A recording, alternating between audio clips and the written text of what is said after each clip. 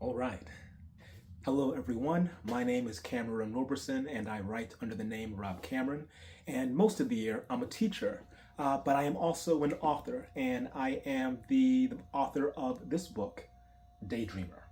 And Daydreamer is about a boy named Charles Ramon Howson who was also dyslexic and also raised by a dragon.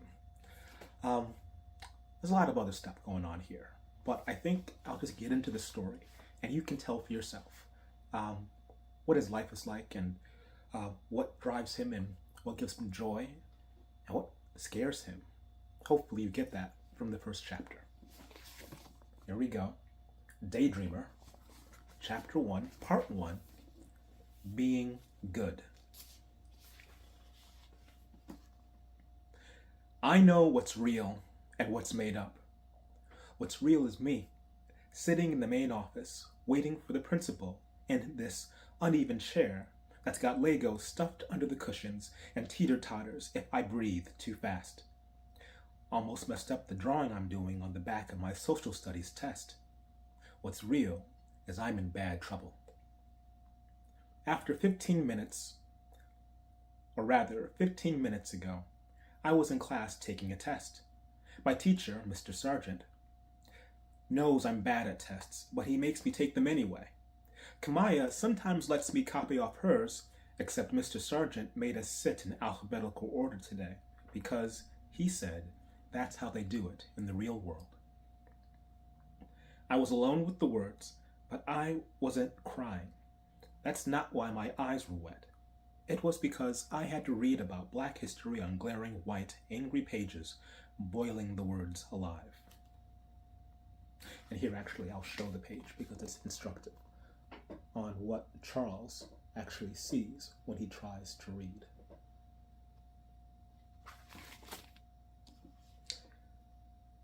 President Abraham Lincoln freed the slaves. Free, like the words wanted to be. They wanted to move, pop, vibrate, like people tell me I do when they catch me imagining too hard. Pinging like bees slamming into a window until it breaks, or they do. The dragon didn't teach me to be cruel, so I let the words go. I almost didn't have time to be sad before they exploded off the page and took my breath away. I imagined the words turning into a swarm of sprites, who the dragon says are too tiny to see until they light up like sparks from the bad outlet in my bedroom. The sprites make neon blue figure eights. The air shades to soupy fog poured over slippery jungle vines. I made believe they'd been growing for 1,000 years. I couldn't see the classroom anymore. I could almost believe I was alone. No teachers, no students. Then, smooth and quiet as a Venus flytrap, a thistly little monster's arm reaches out from the vines. It closed its fist around a sprite and pulled it into the trees. The sprite squealed and then was gone. That was an abatwa snapping up its lunch. They have bent needles for teeth and one red eye that flashes like a smoke detector in the dark. They infest you by sticking their heads under your skin to eat you alive from the inside out. I wasn't expecting that. And I wasn't expecting Princess Ruby to come flying out of nowhere, landing in front of me with a great big splash, bare feet covered in mud, red dress all tattered at the edges, red barrettes and blackbird feathers stuck up in her hair that's as wild as she is. She grabbed me by the cheeks with her dirty hands and shouted in my face. Or maybe she was speaking in her normal voice, but her question was so terrible and big it became the loudest thing I'd ever heard, the H-ray running through my head, banging my bones together. Charles, what happens when dragons die? I jumped to my feet. Quit it, Ruby, you play too much. But Ruby wasn't there anymore. I wasn't in a jungle. I was standing in my class, and my desk was flipped over, and my social studies test was covered in messy drawings. Everybody was looking at me and going, ooh. Mr. Sargent stomped over, shouted in my face, and sent me to the office, to this chair. So now I'm waiting to see Principal Weidman. Bad trouble. I'm not mad at Ruby for 3 reasons. First, she's my best friend. You forgive best friends. Maybe she says things to make me mad, but she's loyal, fun, and good in a fight. Second, it wasn't her fault. I know why I jumped like that. All day I had this awful feeling, like I swallowed something small and metal in my sleep. I don't want to get it out because it'll hurt worse coming up. I know the answer to Ruby's question, but I don't want to talk about it. Third, Ruby's only in my head. I drew her to look like a friend of mine I used to have until she moved away in 2nd grade.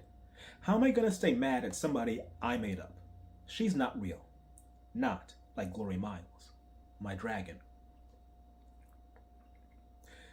There's good trouble and bad trouble.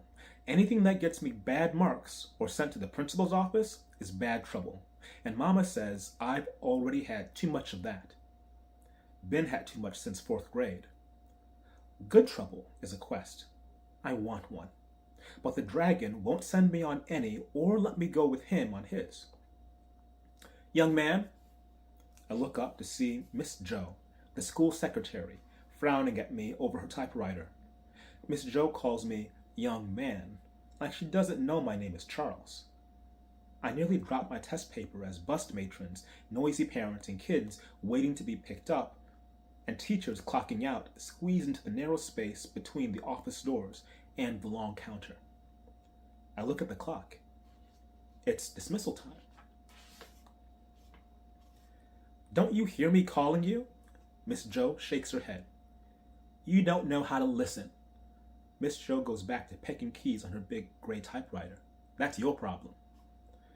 Sorry, Miss Jo. Miss Weidman ain't got no time for your foolishness today. She said to expect a call home. That stops me. From my teacher? I hope so. I hope so. Mr. Sargent always says he's going to call but never does. No, says Miss Jo, without looking up. Dr. Perez. My hands clench and crumple. The social studies test. I look past the secretary's door to Dr. Perez's office, right next to Principal Weidman's. It's smaller and danker. The blinds are closed on the door. Dr. Perez is the last person I want calling my house. She might look like a white lady with a Puerto Rican name, but I don't think she's human. Yeah, she smiles and says hello, and she's polite and quiet and so normal looking you could almost forget she was there until it was too late. She could be any kind of skinwalking dreamfolk, a whole pack of hungry Abatwa even, packed into a human skin like termites. The brass knob on her door twists. It takes forever, shrieking like a tea kettle. The door cracks open with a hiss. Fingers with long, sharp red nails curl like a spider around the edge. I jump out of my chair and run into the hall and out the school. A twist of smoke curls up from the back of the crowd, and I see him. Glory Miles, my dragon. I've always been short for my age, and looking up at him, Glory's head is even with the lowest clouds in the sky. When I was little, I wasn't able to see his face because of all the smoke puffing out his nose and mouth like a volcano. He's got a cigarillo from Dr. Ortega's bodega stuck in the side of his mouth, so people don't ask any questions about the smoke. Glory never stinks of cigarettes. Sometimes he smells like the incense my evil babysitter, Miss Huang, burns for her altar, or like Mama's cedar coat hangers. Now, to anybody who doesn't know anything about dragons, which is pretty much everybody but me, Glory's an angry old man. He's the one that's got the mahogany bark skin and is tall like a redwood. You might see that he's green forever on the inside, but hard as the oak that doesn't bend. How do I know so much about trees? My dragon taught me. Don't go looking for scales and wings and sharp teeth. Dragons can change their shape to be like a man on the outside. They're not stupid. How else is a dragon going to fit into a one-bedroom apartment? He looks down at me with hot green eyes. The dragon's mad. Glory whaps me upside the head, but doesn't really hurt anymore. "You up and lost my good shears today," he says. "Didn't I tell you to put them back in the shed exactly where you found them?" "Yes, sir. Sorry." Dragons demand their respect. He sighs and squeezes me around the shoulder and chuckles. "Get to stepping, boy. We got real work to do." And that is the end of chapter 1 of Daydreamer. Here it is. Thank you for sitting and listening to me read this work of my life. And I do hope that you get a chance to pick it up, enjoy it, talk to people about it, maybe even in your class. Yeah. One more thing. I had a chance to go to the ALA this summer and in San Diego and see all the at the conference and see all the librarians, thousands of librarians all together in the same place, which I have not seen in a long time because the school that I work at does not actually have a librarian and hasn't had one for a very long time. So it was very refreshing for me to see that and get a dose of it that I don't usually get my day to day. And I just want to say, I know that you guys have been taking a lot of stuff from the usual suspects and from some of the unusual suspects too. And I definitely just want to let you know, wherever you are, whatever state you're in, I see you, we see you, and we love what you're doing. And it is absolutely fundamental and necessary to what we consider the life that we want to lead and the stories that we want to tell. So, thank you, thank you, thank you. All right. I guess I'll talk to you soon. Bye.